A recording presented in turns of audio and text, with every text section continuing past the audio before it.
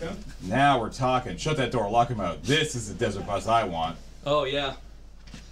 Oh, thank goodness. God, it's so peaceful in here. Yeah. You want to talk about anime? Yeah. So... Just completely blindsided me. It's like, what? So here's okay. I'll give you my history of anime. Really? For real though, yeah. Sure, let's hear it. So I definitely used to watch a lot more anime when I was in high school. Makes sense. And was sort of introduced, and we're talking about the 90s, right? Like I went to high school between 96 and 2001. Okay. And that's when I started, like 97, 98 is when I started really watching anime, and we're talking about like the stuff on YTV that they would get over here. Oh, okay, like Gundam Wing so I'm watching Gundam, I'm watching Dragon Ball, and I'm watching Sailor Moon. Okay, yeah. And that's sort of like my introduction to the world of anime. And then one day, I can't remember who, it might have been Jer, it might have been Bill or Morgan, was like, hey, we're going to go up to Camosun College, which is like our local community college, and we're going to go to the anime club. Because they, like, once a month, they do this anime club screening night. And so I'm up there, and I'm all hyped up because, like, yeah, we're going to watch some anime, and we watch, I think, what do we watch? We watch Evangelion, which was super cool. Yeah. Like that. I think we watched Akira. Akira was sweet. Watched Akira. And then they made us watch, oh god, I can't remember was it Lane? Really? Do you know? Yeah, Zero Experiments Lane. It's a real thing. Yeah, it was weird. Yeah, it's kind of depressing and off-putting. Is it? Yeah, that's what I'm thinking about. So I watched that and I was like, that was the last thing we watched of the night, was Lane.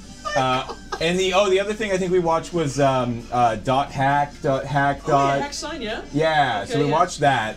And that was cool as well. And then, yeah, we finished it off with Lane. And I was like, I don't want to watch anime anymore, really, at all. And I kind of just stopped. Yeah, Lane is not what I would ever call starters anime. Yeah, and it was really, really weird. And I'm like, this is odd. I don't want to watch more of this. And I think I kept kind of watching, like, Dragon Ball on YTV, because, like, Bill and I used to have paper route together. Okay. We delivered to Times Colonist, which is like the proper morning newspaper here in Victoria. And I would wake up in the morning, almost every day, and I would get on my bike and I would ride it up to Bill's house, and we would, and then I would walk in and I would kick him because he'd still be sleeping. Right. Well. And I'd kick him a lot, and then it would wake him up, and I'd be like, all right, go shower and do your thing, and I would sit there and I would watch Dragon Ball Z at like 4:30 in the morning, 5 in the morning, yeah, until he was ready to go, and that's basically like my anime experience.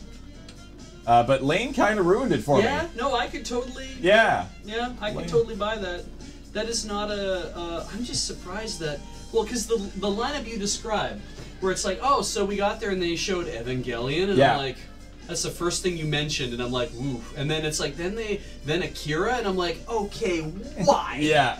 Like, cause I'm like, that's 90 minutes of whatever. It's interesting you went to watch that and they showed it as a movie at whatever, but I'm like, so when I was part of an anime club for years in university, and then later on I started one when I was working at a college up in Grand Prairie, it was, the whole point of the anime club is show 5 or 6 different things, not stuff that's all kind of like low and depressing and cerebral and stuff. Yeah, it's like Evangelion, Akira, and Lane all in the same night. I'm like, that's a hard thing to ask anyone to watch. Wow. And there's some stuff like I've never seen Ghost in the Shell. Oh, okay. And that's sort of like one of those big classic animes that a lot of people are obviously massive fans of. And very protective of. Yeah, very protective of. Like Kathleen is just. And there's, I mean, anime is one of those things that it's a fairly intimidating thing, I think, to get into, because there's just a tremendous amount of it. Yes.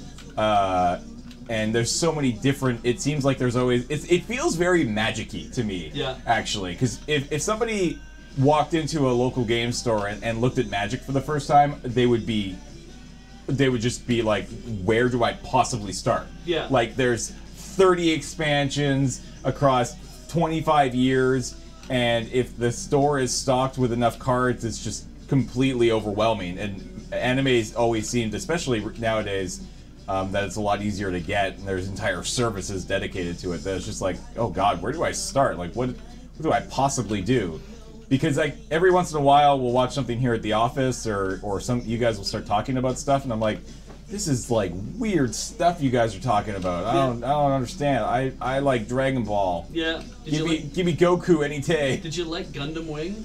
I seem to recall liking Gundam Wing. Okay. I don't recall being like super into it. Like I was pretty into Dragon Ball Z at the time, like Dragon Ball Z, Dragon Ball Z GT, whatever it was, GT, and then was there something after that? I don't remember. Well, they've repurposed it all as Dragon Ball Kai. I think Yeah. It's also Dragon Ball Super, but all that is Dragon Ball Dragon Ball Z. Condensed. Compressed, yeah. Because like, the classic sort of like, the entire fight in Dragon Ball Z takes place over 3 episodes kind of thing. Yeah. Is actually just true. Yeah. But, so, yeah.